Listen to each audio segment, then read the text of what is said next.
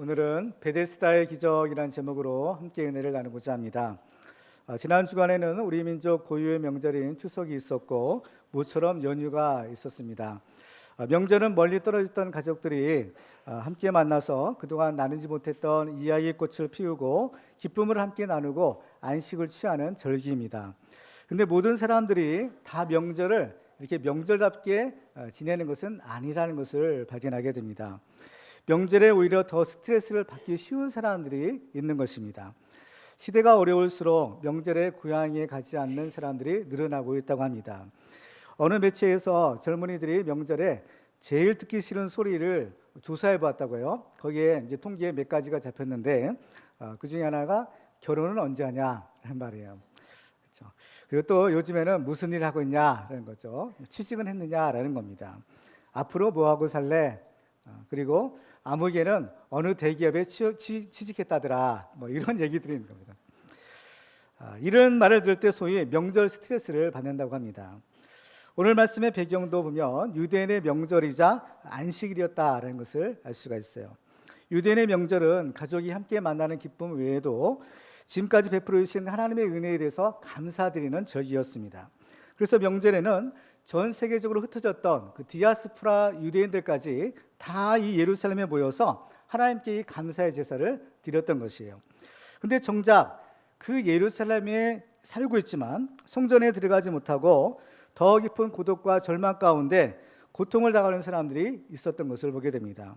성경을 보니까 이 사람들은 맹인, 다리 저는 사람, 혈기 마른 사람들과 같은 병자들이었어요.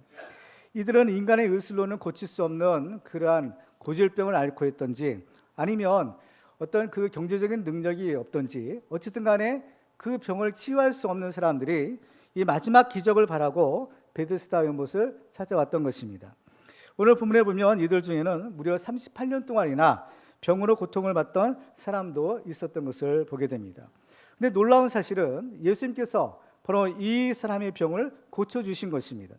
예수님의 말씀 한마디에 그 오랫동안 앓던 병이 순식간에 치유되고 이 사람은 건강을 회복해서 걸어다닐 수 있게 되었습니다. 한마디로 기적이 일어난 것입니다. 그러면 이러한 기적은 지금도 일어날 수 있는 것일까요? 결론적으로 말씀드리면 그렇다라고 대답할 수 있을 것입니다. 왜냐하면 그 기적을 일으키신 전능하신 하나님께서 지금도 살아서 역사하고 계시기 때문입니다. 그러면 우리는 어떻게 해야 오늘도 우리에게 베푸시는 하나님의 기적을 체험하며 살 수 있을까요? 오늘 말씀을 통해서 우리들은 그 비결을 살펴보고 우리도 이 하나님의 기적을 체험하고 하나님이 주시는 참된 기쁨과 안식을 누리며 사는 그런 축복의 주인공들 되기를 주님의 이름으로 축원합니다. 오늘 말씀을 통해서 우리들은 우리가 이 하나님의 기적을 체험하는 또 하나님 주시는 참된 안식을 누리기 위한 몇 가지 비결들을 발견할 수 있습니다. 첫 번째로는 우리는 헛된 소망을 버리고 참된 소망을 가져야 합니다. 오늘 본문은 예수님께서 예루살렘에 올라가셨을 때의 일을 기록하고 있는데요. 이 예루살렘에는 베데스다라는 연못이 있었습니다. 그리고 그 연못을 중심으로 5개의 행각이 세워져 있었다라고 성경은 기록합니다. 이 행각이란 말은 우리말로 정자와 같은 거예요. 그러니까 일종의 이제 쉼터인 겁니다. 근데 이 자그마한 연못에 그 행각이 무려 5개나 세워질 정도로 거기에는 많은 사람들이 있었다는 것을 알게 됩니다. 그러면 그 사람들은 왜 이 작은 연못에 그렇게 많은 사람들이 모여들었을까요? 이 연못에 모여드는 사람은 과연 누구였을까요? 그것은 바로 병자들이었던 겁니다. 자기들의 힘으로 고칠 수 없는 이러한 불치병을 앓고 있던 사람들, 자기 힘으로 치유할 수 없는 그러한 문제를 가지고 있는 사람들이 바로 이 연못에 가면 고칠 수 있다라는 이러한 소망을 가지고 모여들었던 겁니다. 오늘 보면 2절로 4절을 보면 왜 그 사람들이 이 행각에 모였는지를 이렇게 기록합니다. 제가 한번 읽어보도록 하겠습니다. 예루살렘에 있는 양문 곁에 히브리 말로 베데스다라는 못이 있는데 거기 행각 5이 있고 그 안에 많은 병자, 맹인, 다리 저는 사람, 혈기 마른 사람들이 누워 물의 움직임을 기다리니 이는 천사가 가끔 못에 내려와 물을 움직이게 하는데 움직인 후에 먼저 들어가는 자는 어떤 병에 걸렸든지 낫게 되미로라. 어떤 지역이든지 옛날부터 전해 내려오는 신화나 전설들이 있습니다. 근데 이 베데스다에도 옛날부터 전해 내려오는 한 가지 신화가 있었던 것입니다. 그것은 가끔 연못에 물이 움직일 때가 있는데 그 물이 움직인 후에 먼저 그 물에 들어가는 사람은 어떤 병에 걸렸든지 다 나을 수 있다라는 것이었습니다. 물이 움직이는 현상을 과학적으로 우리가 설명하면 이것은 소위 이 연못은 간헐천이었다라는 사실을 알게 돼요. 이 간헐천이라는 것은 어떤 지각의 변동이 일어나거나 또는 지층에 어떤 압력이 가해졌을 때 거기에 고였던 물이 갑자기 위로 솟구쳐 오르는 현상, 이것을 가리켜 간헐천이라고 부릅니다. 그런데 이러한 현상을 그 당시 사람들은 굉장히 신비한 것으로 보았어요. 그 때문에 왜 물이 이렇게 갑자기 움직일까? 왜 물이 요동할까? 이것은 천사가 내려왔기 때문이다. 천사가 내려와서 목욕을 하는데 천사가 목욕한 물은 신령한 물이 되고 또 그 물은 어떤 병에도 고칠 수 있는 신비한 능력이 있는 물이다. 이렇게 사람들이 생각을 했던 것입니다. 그래서 이 물속에 들어가는 사람은 어떤 병이든지 나을 수 있다라는 그러한 신화가 만들어졌던 것입니다. 근데 여기서 중요한 단어는 먼저라는 우리가 단어예요. 이 먼저라는 단어를 우리가 주목해 볼 필요가 있는 겁니다. 근데 그 연못에 물이 움직일 때 그 연못에 들어가면 병이 낫는데 모든 사람이 다 낫는 것이 아니라 제일 먼저 들어가는 사람, 그 한 사람만 병이 낫는다라는 것입니다. 그러니까 그 연못의 주변에 사람들이 있는데 물이 딱 움직여요. 그럼 그 물이 움직이는 걸 보고 재빨리 그 물에 들어가야 되는 겁니다. 그러니까 소위 말하는 이 달리기 경주하는 것과 비슷한 것을 볼 수 있어요. 딱 어떻게 보면 신호가 딱 떨어지면은 달리기 경주들이 막 달리는 것처럼 물이 딱 움직이면 그 신호인 거예요. 달리라는 신호인 겁니다. 달려서 맨 먼저 1등으로 그 못에 들어가는 사람은 낫는다는 거죠. 그러니까 이 베데스다 연못의 신화는 다른 말로 하면 이것이 경쟁의 신화인 겁니다. 그렇죠? 근데 이성적으로 생각해 보면 이것은 그야말로 허구죠. 말도 안 되는 소리인 겁니다. 근데 개 중에는 이것이 사실이라고 믿는 사람들도 있었다는 겁니다. 그렇죠? 오늘 본문에 보면 38년 된 병자도 이 베데스다 연못에 내려오는 신화를 그대로 믿고 있었던 것을 볼 수가 있는 겁니다. 그래서 예수님이 그 병자에게 내가 낫고자 하느냐라고 물었을 때 이 병자는 이런 대답을 해요. 오늘 7절을 보시면 병자가 대답하되 주여 물이 움직일 때에 나를 못에 넣어주는 사람이 없어 내가 가는 동안에 다른 사람이 먼저 내려가나이다 하는 거. 지금 예수님이 그 사람을 찾아오신 거예요. 지금 이 사람의 문제는 고질병이죠. 고칠 수 없는 병인데 이 자기의 병의 문제, 이 자기의 병을 고칠 수 있는 분이 지금 자기 앞에 오는 겁니다. 그 예수님이신 거죠. 그런데도 그 사람은 그 예수님께 고쳐주세요 이렇게 말하지 않아요. 이 사람은 무슨 생각이냐? 내 병이 고침을 받으려면, 내 병이 나으려면 저 연못에 물이 움직여야 되고 그 못에 내가 먼저 들어가야 된다. 이 생각으로 지금 가득 차 있는 겁니다. 그렇기 때문에 정작 자기 문제를 해결해 줄 수 있는 예수님이 자기 앞에 오셨음에도 불구하고 내가 물이 움직일 때 저기 연못에 나를 넣어주는 사람으로서 내가 지금 이 모양 이 꼴입니다. 이러한 신세한탄을 하고 있는 것이죠. 지금 이 사람과 같이 많은 사람들이 하나님을 믿고 있다고 하지만 어떤 신화나 신념 같은 것들을 신앙으로 착각하고 있는 경우가 참으로 많이 있습니다. 디모데후서 1장을 보면 바울이 에베소 교회의 목회자로 섬기던 디모데에게 이런 당부를 하는 것을 보게 되죠. 디모데후서 1장 3절과 4절 같이 읽어볼까요? 시작. 내가 마게도냐로 갈 때 너를 권하여 에베소에 머물라 한 것은 어떤 사람들을 명하여 다른 교훈을 가르치지 말며 신화와 끝없는 족보에 몰두하지 말게 하려 함이라. 이런 것은 믿음 안에 있는 하나님의 경륜을 이름보다 도리어 변론을 내는 것이라. 아멘. 바울이 가르친 것은 바른 복음의 말씀입니다. 그런데 어떤 사람들이, 그죠? 어떤 다른 사람들이 바로 다른 복음을 전하더라라는 겁니다. 바로 이 신화와 끝없는 족보 같은 이러한 것들로 어떻게 사람들을 관심을 끄는 거예요. 그렇기 때문에 바른 복음을 믿는 것이 아니라 이런 엉뚱한 것을 더 의지하고 믿는 현상이 생기게 되는 것입니다. 그런데 이런 신화나 족보 같은 것들은 바른 복음이 아니라 그야말로 다른 교훈이에요. 이 다른 교훈은 바로 바른 복음이 아닌 겁니다. 바울은 다른 복음은 없나니라고 했어요. 이것은 구원을 줄 수 없는 겁니다.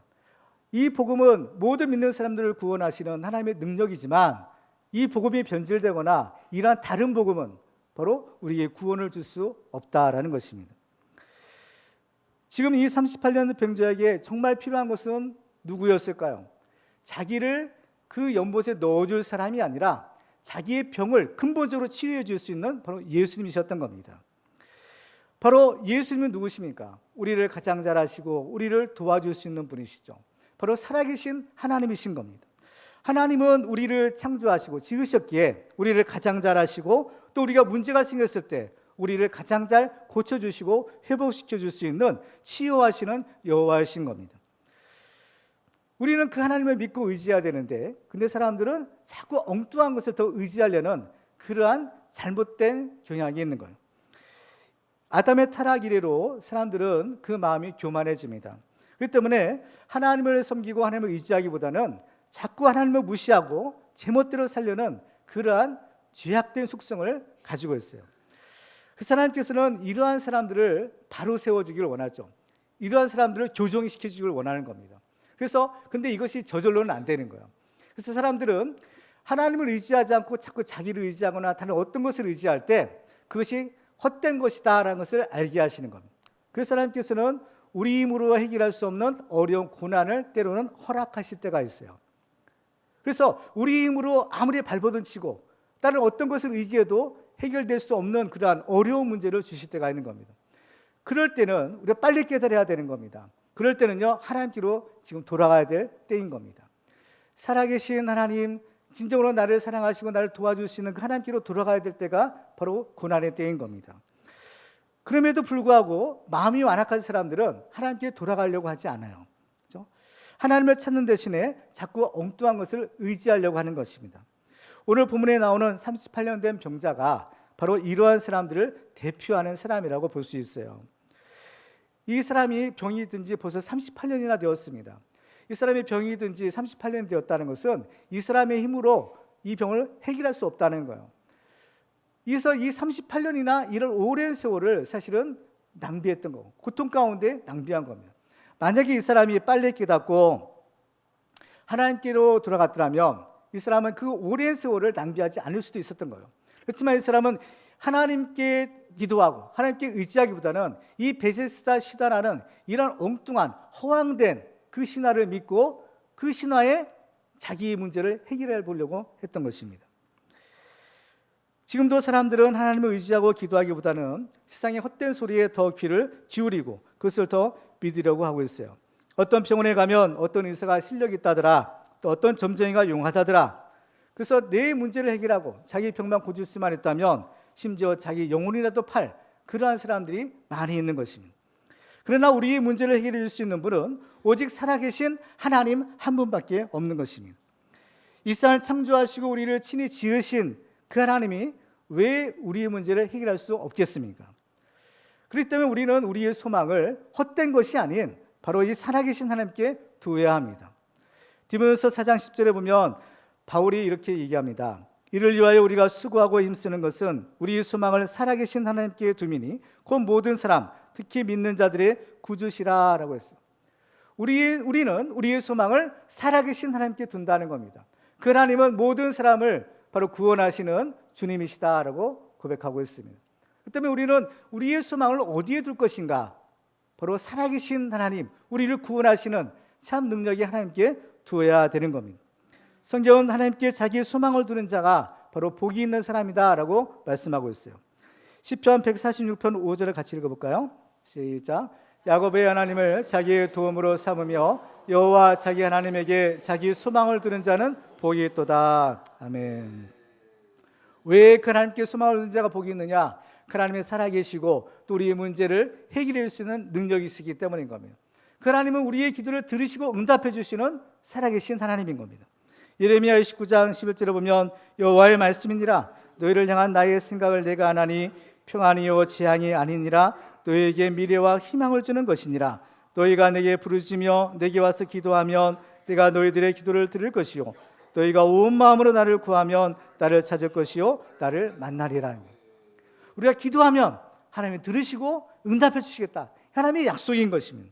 그때 우리들은 이 세상의 헛된 소망을 버리고 오직 살아계신 하나님께만 우리의 소망을 두어 하나님의 기적을 체험하고 하나님이 주시는 참된 안식을 누리는 그러한 축복의 주문 되기를 주님의 이름으로 축원합니다.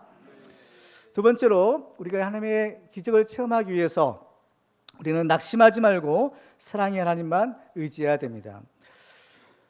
이 베데스다 연못가에서 허송세월을 보내던 38년 된 병자에게 드디어 예수님이 찾아오신 겁니다. 오늘 본문에 보면 예수님이 그에게 이렇게 말씀합니다. 오늘 6절 한번 같이 읽어볼까요? 시작. 예수께서 그 누운 것을 보시고 병이 벌써 오래된 줄 아시고 이르시되 내가 낫고자 하느냐. 예수님이 이 사람에게 질문하셔요. 뭐냐? 내가 낫고자 하느냐라는 겁니다. 너무나 당연한 질문이 아닐 수가 없습니다. 이 병이 오랫동안 고통받고 있는 사람이 그 소원이 뭐겠어요? 이 병에서 낫고, 그죠? 자유함을 얻는 것입니다. 근데 예수님께서는 그 너무나 당연한 상식적인 질문을 다시 던지시는 겁니다. 왜 던지실까? 두 가지 이유가 있다고 볼 수 있어요. 첫 번째로는 그 사람에게 낫고자 하는 소망을 회복시키시기 위해서요. 물론 이 사람이 그러면 낫고자 하는 소망이 없다는 말이냐? 없을 수가 있는 겁니다. 그 소망을 이미 포기했을 수 있어요. 오랜 세월에 이 질병에 고통받고 있는 가운데 나는 이제 더 이상 나을 수 없다. 그 나으려는 소망을 다 포기해버린 겁니다. 그러나 예수님은 그 소망을 다시 일으켜주시는 거죠. 또 한 가지는 예수님께서 이제 그 병을 내가 고쳐주시겠다. 그래서 이 질문을 주신 겁니다. 만약 여러분이 예수님께서 여러분에게 이런 질문을 하셨다면 여러분은 뭐라고 대답하시겠어요? 내가 낫고자 하느냐? 너 낫고 싶니? 그죠? 저 같으면 예, 낫고 싶어요. 예수님 나를 고쳐주세요. 성경적인 표현에 의하면 예수님 나를 불쌍히 여기시고 나를 고쳐주세요. 뭐 이렇게 얘기했을 것 같아요. 근데 그 사람은요, 이런 상식적인 대답이 아닌 겁니다. 7절 다시 한번 보면 병자가 대답하되 주여 물이 움직일 때에 나를 못에 넣어주는 사람이 없어 내가 가는 동안에 다른 사람이 먼저 내려가나이다. 왠 사오정 같은 말을 하고 있죠. 상식적으로 잘 이해가 되지 않는 말을 하고 있는 것입니다. 근데 우리가 왜 이 사람이 이런 엉뚱한 대답을 할까? 이 사람의 입장을 우리가 가만히 들여다보면 왜 이 사람이 이런 얘기를 하는지를 우리가 알 수 있는 겁니다. 이 사람은 나를 못에 넣어주는 사람이 없어라고 말합니다. 나를 못에 넣어주는 사람이 없다는 거예요. 이건 나를 도와주는 사람이 없다는 겁니다. 그럼 뭐예요? 이 사람이 지금 혼자라는 거죠. 나를 도와줄 사람이 없어요. 나는 혼자입니다. 누가 나를 도와줘서 나를 그 못에 넣어줘야 되는데 물이 움직여도 나를 도와줘서 나를 물에 넣어줄 사람이 없습니다라는 거예요. 철저하게 버림받은 사람, 소외된 사람의 전형적인 모습입니다. 아마 오랜 병을 통해 아버지 그에게 있었던 친한 친구들도 떠나갔을 것이고 또 그의 친척들, 가족들마저도 아마 그를 버리고 떠났을지도 몰라요. 그러니까 이 사람은 이런 오랜 병을 앓는 동안에 철저하게 혼자 남겨진 겁니다. 그리고 또 이 사람은 내가 가는 동안에 다른 사람이 먼저 내려가나이다 라고 말해요. 그렇죠? 내가 가는 동안에 다른 사람이 먼저 갑니다. 이 말은요 무슨 뜻이 있는가 하면 사실 물이 움직일 때 내가 먼저 들어가야 되는 거예요. 이 사람 입장에서는 내가 먼저 들어가야 되는데 다른 사람이 먼저 갑니다. 내가 들어가야 되는데 다른 사람이 먼저 들어가요. 이 먼저라는 말 가운데는 그랬어요. 어떻게요? 자꾸 이 비교와 경쟁이 담겨 있는 겁니다. 그러니까 이 경쟁을 해요. 다 주변에 있는 연못 주변에 있는 병자들이 물이 움직일 때 다 열땡하고 달려가지만 그러나 그 물에 들어간 사람들은 어때요? 단 한 사람밖에 없어요. 그리고 이 사람은요 애시당초 그렇죠? 이 경쟁에서 이길 수 없는 사람인 겁니다. 보세요. 그 연못가에는 분명히 이 사람보다 눈이 더 밝은 사람이 있었을 거예요. 그래서 먼저 물이 움직이는 것을 딱 발견하는 사람이 있을 거죠. 그러면 그 사람이 먼저 들어가겠죠. 그리고 또 이 사람은요 오랫동안 병을 앓아서 이제 자기 힘으로 움직일 수가 없어요. 근데 자기를 도와줄 사람도 없죠. 근데 그 행각에 있는 사람들 가운데는 그래도 다리는 성한 사람이 있을 겁니다. 다리는 튼튼해요. 다른 데는 병이 들었을지 모르지만 다리는 튼튼한 사람이 있을 거예요. 그러면 그 사람이 먼저 달려가서 그 물속에 들어갔겠죠. 그러니까 이 사람의 소원은 이루어질 수 없는 소원인 겁니다. 그렇죠? 이것이 바로 베데스다 신화의 그러한 실체인 거죠. 그러니까 이건 뭐냐면은 사람들에게 어떤 소망을 줘요. 근데 이 소망은 진짜 소망이 아니라 헛된 가짜 소망인 겁니다. 그리고 나서 거기에 매달리게 하는 거예요. 이룰 수 없는 소망을 준다주는 겁니다. 그래서 이 게임의 규칙은 남들보다 먼저 들어가라는 거예요. 어떻게 보면 공정한 게임 같아요. 그렇죠? 연못 주변에 있는 행각에 다 모여있다가 물이 움직이면 열땡하고 들어가는 거. 자, 얼핏 보면 공정한 경쟁 같지만 사실은 그렇지 않은 겁니다. 거기서 1등을 할 수 없는 사람들이 있는 거예요. 도저히 물이 아무리 수백 번 움직인다 하더라도 그렇죠? 거기에서 절대로 1등할 수 없는 바로 이 38년 된 병자와 같은 그러한 사람들이 있는 것입니다. 그러니까 이 병자에게는 그 베데스다의 신화가 그야말로 이룰 수 없는 희망 고문만 줄 뿐이다라는 겁니다. 세상은 이처럼 우리들을 사실은 속이고 있는 겁니다. 지금도 열심히 공부하고 열심히 노력하면 성공할 수 있고 잘 살 수 있다라고 말합니다. 그래서 우리가 이런 세상을 만들어 보자라고 합니다. 이런 세상 얼마나 좋은 세상이에요. 그래서 내건표가 기회는 평등하게, 과정은 공정하게, 결과는 정의롭게인 것입니다. 이렇게만 되면 정말 정의로운 사회가 안 될 수가 없는 것이죠. 그렇지만 이 말은 그 말처럼 이루어지지 않는 거예요. 그렇죠? 그저 사람들을 자기 편으로 끌어들이기 위한 수단이었지 정작 그 말을 한 사람 그 자신이 이 말을 지키지 않는 겁니다. 사람을 위한 사회, 사람을 목적으로 하는 사회, 얼마나 좋은 사회예요. 그렇지만 이것도 허울 좋은 명목일 뿐인 겁니다. 사람이 목적이 아니라 수단인 겁니다. 그저 표를 몰아주고 권력을 위한 수단과 도구에 불과한 것이죠. 이것은 어느 나라에 국한된 것이 아니라 이 세상에 있는 모든 나라, 모든 정권들이 다 이런 속성을 가지고 있는 겁니다. 예수님이 40일 동안 금식하면서 기도하신 후에 마귀의 시험을 받으시죠. 마귀가 세 가지 것으로 예수님을 시험하는데 그 중에 하나가 만일 내게 엎드려 경배하면 이 천하 만국의 영광을 다 내게 주겠다는 겁니다. 그런데 이것은 새빨간 거짓말인 겁니다. 그 천하 만국 영광만 바라보고 그 마귀에 절하지만 그러나 마귀가 줄 수 없는 거예요. 이 세상 만국, 천하 만국은 마귀의 것이 아니라 하나님의 것인 겁니다. 마귀는 철저하게 사람들을 속이고 그래서 사람들을 자기의 종처럼 노예처럼 부리고 있는 겁니다. 어쩌면 우리는 그 실체를 빨리 보게 된 것이 다행일 수가 있어요. 왜냐하면 지금 이 오늘 본문에 등장하는 이 병자는 무려 38년 동안이나 바로 그 헛된 신화에 속아서 거기에 매달리고 있었던 겁니다. 그러면 이 사람은 왜 불가능한 일에 매달리고 그 베데스다의 못을 떠나지 못하고 있었을까요? 사실 이 사람에게는 그 위에는 다른 방법이 없었기 때문인 겁니다. 불가능하다라는 것은 자기도 뻔히 알지만 그렇다고 뾰족하게 다른 방법도 찾을 수가 없기 때문에 그래도 혹시나 하는 마음으로, 행여나 하는 마음으로 그 자리를 떠나지 못하고 있었던 것입니다. 그런데 이렇게 치열한 전쟁에서 자꾸 낙오가 되게 되면 무슨 일이 생기느냐? 좌절과 낙심을 하게 되는 겁니다.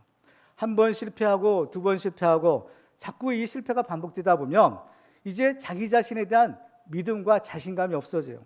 한마디로 절망하고 낙심하게 되는 겁니다. 대부분 이런 사람들은 극단적인 선택을 하게 되는데 하나는 스스로 목숨을 끊는 겁니다.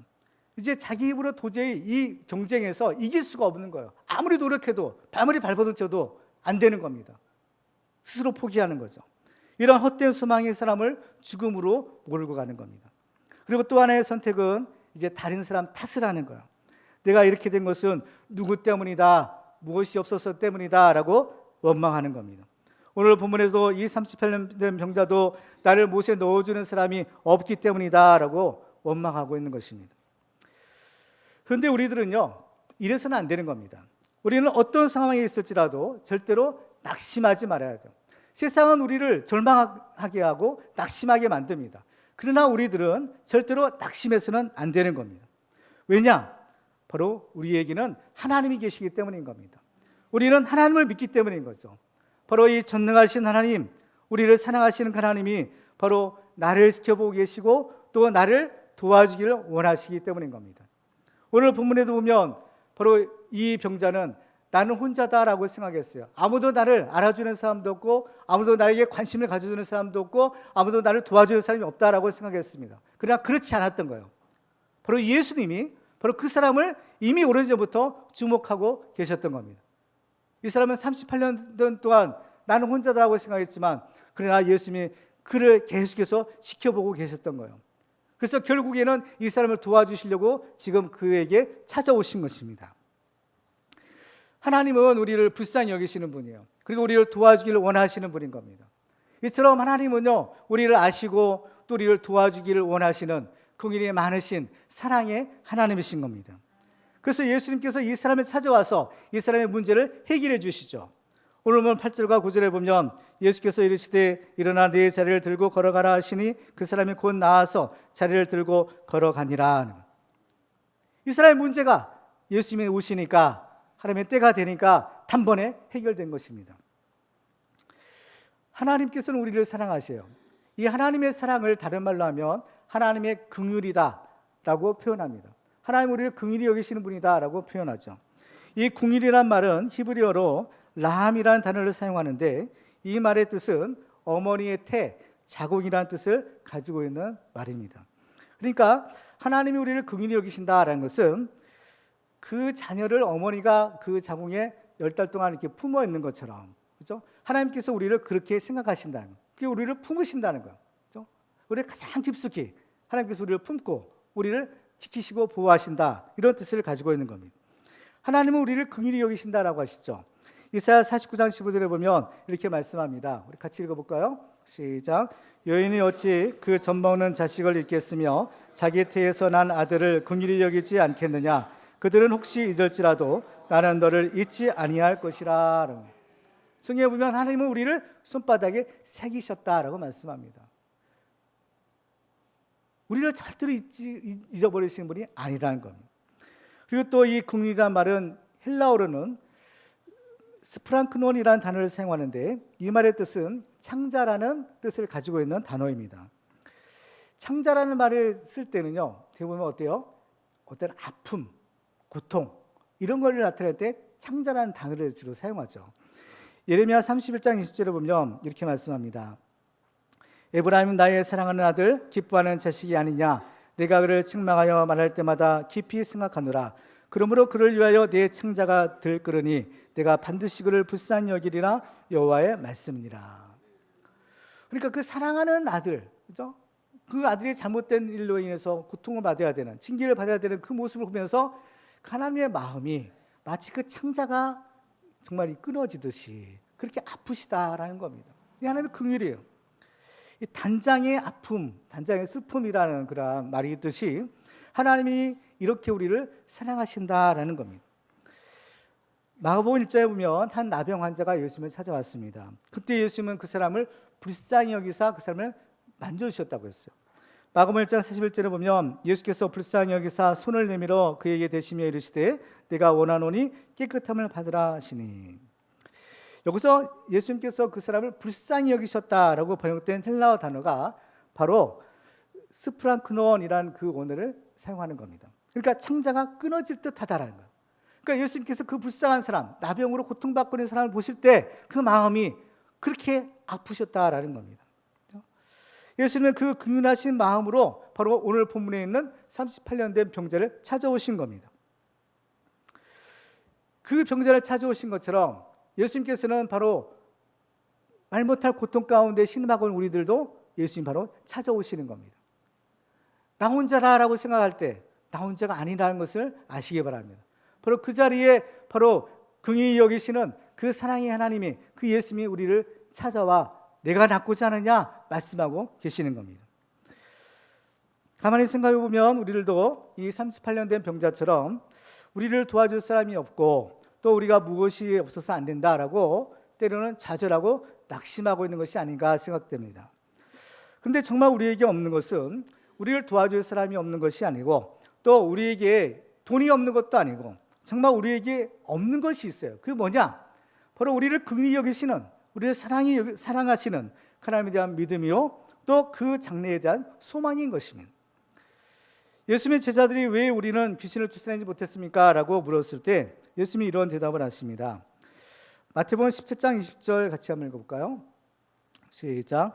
이르시되 너희 믿음이 작은 까닭인지라 진실로 너희에게 이르노니 만일 너희에게 믿음이 겨자씨 하나일 만큼만 있어도 이 산을 명하여 여기서 저기로 옮겨지라 하면 옮겨질 것이요 또 너희가 못할 것이 없으리라. 아멘.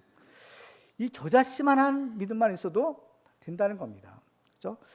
그 때문에 정말 우리가 탓할 것은 우리를 도와줄 사람이 없다고 탓하는 것이 아니라, 우리 환경이 어렵다고 탓하는 것이 아니라 정말 우리의 믿음 없음과 또 우리가 기도하지 못하는 것, 바로 이것을 우리가 탓해야 될 것입니다. 성경에 보면 귀신 들린 아들을 데리고 온 아버지가 예수님께 이렇게 얘기를 하죠. 무엇을 하실 수 있거든 우리를 불쌍히 여기사 도와주옵소서라는. 그러니까 예수님 뭐라고 하십니까? 마가복음 9장 13절에 보면 예수께서 이르시되 할 수 있거든이 무슨 말이냐? 믿는 자에게는 능히 하지 못할 일이 없느니라. 할 수 있거든이 무슨 말이냐? 왜 이렇게 믿음 없는 얘기를 하느냐는 거예요. 그렇죠? 믿는 자에게는 능치 못할 일이 없다라는 겁니다. 그러니까 예수님 말씀을 듣고 이 아버지가 이제 정신을 차리죠. 그러니까 이렇게 부르짖습니다. 마가복음 9장 24절 같이 읽어볼까요? 시작. 곧 그 아이의 아버지가 소리를 질러 이르되 내가 믿나이다. 나의 믿음 없는 것을 도와주소서 하더라. 그렇습니다. 우리가 믿는 하나님은 천지를 지으신 하나님, 바로 그 살아계신 하나님인 겁니다. 그리고 우리를 긍휼히 여기시는, 우리를 불쌍히 여기시는 하나님이에요. 그 때문에 그 하나님은 우리를 도와주기를 원하시는 겁니다. 예수님이 그 38년 된 병자를 불쌍히 여기시고 그 사람을 찾아가 오셔서 그의 문제를 해결해 주신 것처럼 하나님은 우리를 도와주시는 분이신 거예요. 그때 우리는 절대로 어떤 상황에서든지 낙심하거나 절망할 필요가 없고 또 절망해서도 안 된다라는 겁니다. 하나님이 우리를 얼마나 사랑하시느냐. 로마서 5장 8절에 보면 우리가 아직 죄인 되었을 때 그리스도께서 우리를 위하여 죽으심으로 하나님께서 우리에 대한 자기의 사랑을 확증하셨느니라.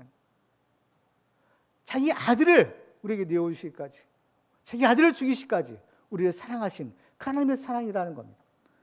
그렇기 때문에 우리들은 어떤 상황에서도 절대로 낙심하지 말고 우리를 이렇게 지극히 사랑하시는 그 하나님만 의지함으로 하나님의 기적을 체험하고 참된 기쁨과 안식을 누리는 그런 축복의 종목 되기를 주님의 이름으로 축원합니다. 마지막으로 우리가 이 하나님의 기적을 체험하기 위해서는 예수님을 바로 알고 바르게 믿어야 됩니다. 오늘 본문에 보면 이 38년 된 병자가 예수님이 내가 낫고자 하냐라고 물으셨을 때 엉뚱한 대답을 했다고 했죠. 왜 이런 엉뚱한 대답을 했을까? 그 이유는 지금 자기를 찾아오신 그 예수님이 누구신지를 몰랐기 때문이에요. 예수님이 누구신지를 알았더라면 이 사람이 그런 엉뚱한 얘기를 했겠어요? 예수님께 예수님 나를 불쌍히 여기시고 나를 고쳐주세요. 내 문제를 해결해 주세요. 이 스스로 얘기하면 되는 겁니다. 근데 예수님이 누구신지를 몰랐기 때문에 엉뚱한 얘기만 하고 있는 것이죠. 우리들도 예수님을 믿을 때에 예수님이 누구신지를 바로 알고 바르게 믿어야 됩니다. 그러면 예수님은 누구실까요? 어떤 분이실까요? 오늘 본문을 통해서 나타난 예수님은 몇 가지 우리에게 귀한 교훈을 주고 있습니다. 첫째로 예수님께서는 우리에게 새로운 소망을 주시는 분이다라는 것입니다. 예수님은 우리에게 소망을 주시는 분이에요. 예수님께서 이 병자에게 내가 낫고자 하느냐 왜 물으셨다고 했어요? 그 이유 중에 하나는 잃어버린 소망을 회복시키기 위해서 이 질문을 하셨다라고 했습니다. 이 베데스다 연못가에 내려오는 그 전설, 그 신화에 의하면 이 연못에 물이 움직일 때 기적이 일어난다는 거예요. 그럼 그것이 실제로 되든 안 되든 간에 일단은 물이 움직여야 되는 겁니다. 그 물이 움직일 때 무슨 역사가 일어나는 것이죠. 이와 같이 움직이는 현상이 있어야 되는 겁니다. 고요한 것들을 무엇으로 움직이겠어요? 사람들은 그것을 이해하지 못했기 때문에, 그 간헐천 현상을 이해하지 못했기 때문에 천사가 이 물을 움직이는 것이다 라고 생각을 했던 겁니다. 그렇지만은 정말 이 물을 움직이시는 분이 있어요. 그 물을 움직이시는 분이 누구냐? 바로 우리의 생명수 생수를 주시는 예수 그리스도인 겁니다. 반석이신 예수는 그 반석에서 생수를 터뜨려서 우리를 살게 하시는 생명수 생수를 공급해 주시는 분이신 겁니다. 예수님은 우리의 마음을 움직이셔요. 예수님께서 내가 낫고자 하느냐 이 말씀을 주셨을 때 그 말씀이 그 사람의 마음을, 그 심금을 움직이는 겁니다. 지금까지 이 사람은 당연히 자기는 나을 것을 기대하고 소망하는 것으로 여겼어요. 근데 예수님이 이 말씀을 딱 듣고 나서 보니까 자기가 어느 순간에 이 소망을 잃어버렸다는 것을 알게 된 겁니다. 이 사람이 왜 38년 동안 이 행각에 누워 있었겠어요?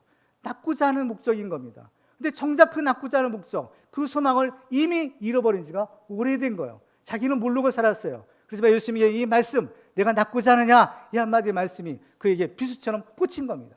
그렇기 때문에 그의 마음 가운데 나는 나서야 되겠지, 나는 나서야 된다, 이 소망이 다시 생기게 된 것입니다. 이것이 바로 하나님의 말씀의 능력인 겁니다. 그리고 예수님께서는 우리에게 소망을 주실 뿐만 아니라 그 소망을 이루실 수 있는 능력의 말씀을 주시는 분이에요. 예수님은 내가 낫고자 하느냐 희망 고문만 하지 않으셨어요. 예수님은 이 사람을 실제로 낫게 하시고 그를 걸어가게 하시고 온전케 하시는 능력의 주님이셨던 겁니다. 하나님의 말씀은 우리에게 하나님의 뜻을 전달할 의사소통의 수단일 뿐만 아니라 하나님의 말씀은 놀라운 신비한 능력이 있는 거예요. 왜냐? 이 하나님의 말씀이야말로 하나님의 인격이자 또 하나님의 능력 자체이기 때문인 겁니다. 그러니까 이 하나님의 말씀은 그냥 의사 전달의 수단이 아닌 거예요. 하나님의 말씀은 하나님 자신이에요. 하나님의 인격이에요. 능력이에요. 그래서 하나님께서 이 세상을 창조하실 때 말씀으로 세상을 창조하시는 겁니다. 그죠? 이것이 바로 생명의 말씀이죠. 생명을 주는 말씀. 그리고 이 말씀이 육신이 되어 인간이 되어 오시는 것. 그분이 바로 예수 그리스도인 겁니다. 그죠? 그래서 예수님이 오셔서 하나님의 말씀을 전하시는 겁니다. 그래서 하나님 예수님의 말씀은 권위가 있다고 했어요. 하나님 이 예수님의 말씀은 살아있는 하나님의 능력의 말씀인 겁니다. 그죠? 그래서 이 예수님의 말씀이야말로 창조의 말씀, 생명의 말씀, 죽은 자를 살리는 부활의 말씀인 겁니다. 예수님이 이 사람에게 일어나라라고 말씀하시죠. 일어나라는 거예요. 지금 이 사람이 있는 자리가 어떤 자리입니까? 절망의 자리예요. 소망을 잃어버린 자리예요. 소망을 잃어버린 것은 이미 죽었다는 얘기인 겁니다. 사람이 소망이 없으면 죽은 거예요. 소망을 잃어버린 이 절망의 자리, 좌절의 자리에서 일어나라는 거예요. 소망을 가지라는 겁니다. 그렇죠? 일어나라. 죽은 자가 아니라 산자가 되라는 겁니다. 일어나는 겁니다. 죽음의 자리에서, 절망에 대해서 이렇게 세우시는 능력의 말씀인 거죠. 오늘 본문이 계속되고 있는 요한복음 5장 28절 29절에 보면 예수님이 이렇게 말씀하죠. 같이 한번 읽어볼까요? 시작. 이를 놀랍게 여기지 말라. 무덤 속에 있는 자가 다 그의 음성을 들을 때가 오나니 선한 일을 행한 자는 생명의 부활로, 악한 일을 행한 자는 심판의 부활로 나오리라. 아멘. 무덤 속에 있는 자가 다 그의 음성을 들을 때가 온다는 겁니다. 그의 음성은 주님의 음성, 예수님의 음성인 겁니다.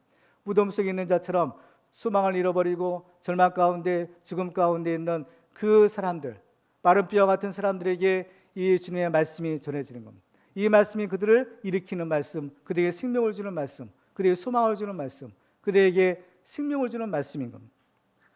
여기서 무덤에서 나온다라고 할 때의 단어와 일어나라 할 때의 단어가 서로 같은 단어를 쓰고 있다는 것을 우리가 주목할 필요가 있어요. 그러니까 이 지금 38년 된 병자가 그 병 속에서 일어난다는 것은 단순히 육신의 질병만 고치고 육신이 회복된다는 것뿐만 아니라 바로 이 절망의 자리에서 일어나는 겁니다.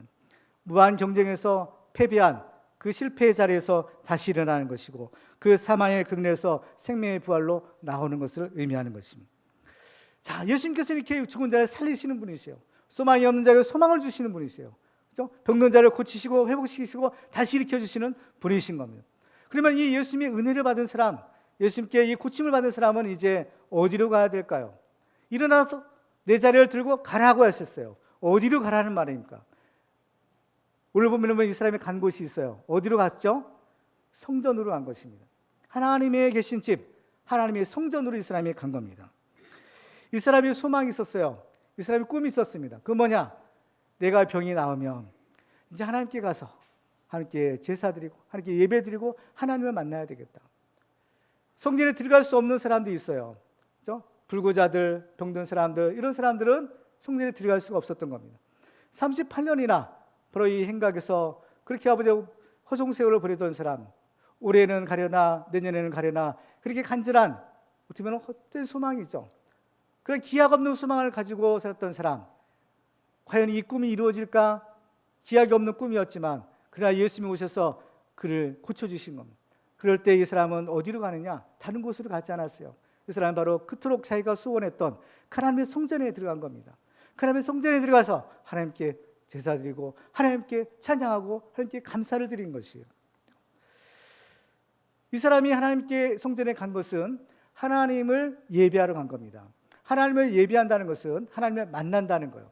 이 예배, 제사는 하나님을 만나는 사건입니다. 이 공식적인 사건이고요. 우리가 이 성전에 왔어요. 하나님의 앞에 나와서 예배드리는 것은 하나님을 만나러 온 겁니다. 근데 이 사람의 소원이 이루어져요. 물론 이 사람이 가서 단순히 제사만 드린 것이 아니라 그가 그토록 바랬던 그 살아계신 하나님을 만나게 된 겁니다. 왜? 어떻게 만났어요? 바로 예수님이 그 성전에 가셔서 그 사람을 다시 만나주셨기 때문인 겁니다. 그 예수님이 누구십니까? 살아계신 하나님의 아들이십니다. 성자 하나님이신 겁니다. 그래서 이 사람의 소원이 드디어 이루어진 거예요. 예수님이 그를 만나주신 겁니다. 우리도 하나님을 만나기 위해 이 자리에 온 줄로 믿습니다. 이 자리에 온 우리들 주님께서 우리를 만나 주실 것을 믿으시기 바랍니다. 그렇습니다. 하나님 우리를 만나 주시는 거예요. 그래서 우리를 만나 주시고 또 우리를 축복해 주기를 원하시는 겁니다. 사도행전에 보면 성전 미문에 앉아 구걸하던 사람이 있었죠. 나면서부터 안진병이 된 사람, 성전 미문에는 앉았지만 성전에는 들어갈 수 없었던 그 사람. 베드로와 요한이 내게 있는 것은 은과 금은 없지만 내게 있는 것을 내게 주노니 나사렛 예수 그리스도의 이름으로 일어나 걸으라. 예수 이름으로 이 사람이 온전케 된 거예요. 이 사람 발과 발목에 힘이 생기고 이제 드디어 일어난 겁니다. 그 사람이 걷기도 하고 뛰기도 했어요. 이 사람이 어디로 갔습니까? 성전 안으로 들어간 겁니다. 성전 안에서 하나님을 찬양했다고 했어요. 그렇죠? 이것은 이제 이 구원받은 우리 성도들이 우리가 가야 될 곳이 어디냐라는 것을 우리에게 가르쳐 주는 겁니다. 예수님을 만나고 예수님의 은혜 받고 구원받은 우리들이 가야 될 곳이 어디냐? 바로 하나님의 성전인 것입니다. 바로 하나님이 계신 곳, 하나님의 나라 천국이 바로 우리가 들어가야 될 성전인 것입니다. 예수님은 누구신가요? 예수는 이 성전에 계신 분, 성전의 주인이시고, 그렇죠? 하나님의 아들이신 겁니다. 그래서 이 성전에 간 사람들은, 그렇죠? 예외 없이 그 살아계신 하나님을 만난 겁니다. 그 예수님이 그들을 만나 주신 거죠. 그래서 예수님은 단순히 그들의 육신의 질병만 고쳐주신 것이 아니라 그들의 영혼의 질병인 죄의 문제를 해결해 주시는 분이에요. 오늘 본문에 보면 14절에 이렇게 말씀합니다. 그 후에 예수께서 성전에서 그 사람을 만나 이르시되 보라 내가 나았으니 더 심한 것이 생기지 않게 다시는 죄를 범하지 말라 하시니. 물론 이 사람이 병든 것이 자기 죄 때문에 병이 든 것인지 그렇지 않은지는 알 수 없어요. 병이 든 것은 죄 때문에 생기는 것은 아닌 겁니다. 여러 가지 원인으로 병이 생길 수는 있어요. 근데 예수님께서 특별히 이 사람에게 더 심한 것이 생기지 않게 다시는 죄를 범하지 말라라고 하시는 겁니다. 왜 이 말씀하셨을까? 이 사람은 지금 이 38년 동안 병을 앓면서 계속해서 어떤 죄를 범하고 있었기 때문인 겁니다. 어떤 죄를 범할까? 자기 힘으로 다닐 수도 없는 사람이, 꼼짝할 수 없는 사람이 무슨 죄를 지을 수 있을까? 그 마음속에 짓는 죄인 겁니다. 이 사람은 지금까지 이 베데스다 연못에 물이 움직일 때마다, 사람들이 그 연못에 뛰어들 때마다 어때요? 일종의 부러워하는 마음도 있으면서 한편으로 원망하는 마음도 있어요. 왜? 저 연못에 먼저 들어갈 사람이 나인데 다른 사람이 먼저 들어간 겁니다. 이러한 시기심, 내가 먼저 들어가야 된대. 이기심. 이 사람보다 더 어려운 사람이 있을 수 있겠죠. 근데 그런 사람보다는 우선 내가 들어가야 돼. 이 철저한 이기심인 겁니다. 그 철저한 이기심에 시기심이 생기고 또 원망하는 마음이 생기고 불평하는 것이 생기는 겁니다. 근데 예수님은 이제 그것이 죄죠. 무서운 죄죠. 드러나지 않았지만 그 속에서 끓어오르는 정말 무서운 죄를 짓고 있었던 겁니다. 그래서 예수님께서는 그 사람을 고쳐주시고 온전케 하시고 또 이제 다시는 그런 죄를 짓지 말라는 거. 왜? 예수님의 이 용서, 예수님의 치유의 은혜를 받았기 때문인 겁니다. 이 은혜를 내가 받았기에 너희들은 이제 더 이상 그런 삶을 살지 말라라는 것입니다. 이러한 무한 경쟁의 신화를 버릴 때 우리들은 비로소 하나님이 주시는 참된 안식 가운데 들어가는 겁니다. 하나님이 천지를 창조하시고 제7일 되는 날 안식하셨다고 했어요. 왜냐하면 모든 것들이 하나님이 일하지 않아도 다 그 말씀대로 다 순종하고 이루어지기 때문에 굳이 하나님께서 일할 필요가 없는 겁니다. 그런데 이 하나님의 안식이 깨지는 사건이 일어나죠. 아담과 하와가 죄를 범한, 죄가 이 세상에 들어온 순간, 그렇죠? 이 세상의 하나님의 창조 질서가 이제 깨지는 겁니다. 죄가 들어오고 세상 임금인 마귀가 이제 사람들을 올가매요. 무엇으로 올가매느냐? 바로 이 경쟁인 겁니다. 베데스다 연못의 이 경쟁의 신화처럼 모든 사람들이 신화 속에, 이 경쟁의 신화 속으로 다 끌어들여요. 그래가지고 경쟁을 시키는 겁니다. 이 경쟁에서는 절대로 안식을 찾을 수가 없는 것입니다. 그렇죠? 쉬어도 쉬는 것이 아니에요. 하루를 놀면 그 다음날 이틀치를 일해야 되는 것이 이 경쟁인 겁니다. 그렇지만 예수님은 안식일의 주인이라고 하셨어요. 우리에게 참된 안식을 주시기 위하여 이 땅에 오셨고 우리에게 그 참된 안식을 주시기 위하여 예수님은 안식일에도 일한다라고 하신 겁니다. 예수님 말씀하시죠. 아버지도 일하시니까 나도 일한다라고 말씀하는 겁니다. 지금도 하나님의 안식이 깨져서 하나님께서 그 안식을 회복하기 위하여 지금도 일하고 계시는 겁니다. 우리에게 진정한 안식을 회복시켜 주시기 위하여 바로 하나님이 지금도 일하고 계시고 예수님도 지금도 일하고 계시는 겁니다. 무슨 일을 하고 계실까요? 우리의 이 헛된 소망을 버리고 참된 하나님을 믿고 의지하는, 그러면서 하나님 주시는 참된 안식을 얻기 위해서 우리를 구원하시는 그 일을 지금도 하시고 계시는 겁니다. 그렇기 때문에 이제 예수를 믿는 우리 성도들은 다른 사람들보다 먼저 가려고 애를 쓰는 것이 아니라 먼저 하나님의 나라와 그 일을 구해야 되는 것입니다. 그래서 이 하나님의 나라가 이루어질 때 하나님의 창조 질서가 회복되고 우리는 그 하나님이 안식하신 그 참된 안식에 비로소 들어갈 수가 있는 것입니다. 지금 이 세상에는 마귀가 주는 이 거짓된 신화에 빠져 이 무한 경쟁의 틀에서 낙오되어 지치고 상한 심령을 가진 사람들이 많이 있습니다. 38년 된 병자처럼 헛된 소망을 품고 기약 없는 세월을 보내고 있는 사람들이 많이 있는 것입니다. 예수님이 그 병자를 찾아가시고 그를 고쳐주셨듯이 이제 먼저 예수님으로부터 이 취함을 얻고 바로 구원받은 우리들은 이제 또 다른 사랑 심령을 가진 그 사람을 찾아가서 바로 이 하나님의 말씀의 능력으로 그들을 치유하고 그들을 일으켜주는 그 일을 이제 바로 우리가 해야 될 줄로 믿습니다. 말씀을 맺겠습니다. 지금도 하나님을 믿는다라고는 하지만 실상은 자기가 하나님이 되어서 철저하게 자기 욕심을 채우기 위해 사는 사람들이 너무나 많은 세상에 우리가 살고 있습니다. 그러나 그 결과는 철저한 실패요, 낙심이요, 절망뿐이 아닌 것입니다. 이제 우리 예수를 믿는 우리들은 어떤 상황에서도 우리가 낙심하지 말고 우리를 사랑하신 하나님을 의지하시기 바랍니다. 그래서 우리는 우리를 도와주시려고 이 땅에 오신 주 예수 그리스도를 바로 알고 바로 믿음으로 하늘의 참된 소망을 품고 하나님이 주시는 구원의 기쁨과 참된 안식을 누리는 축복의 주인공들이 다 되시기를 주님의 이름으로 축원합니다.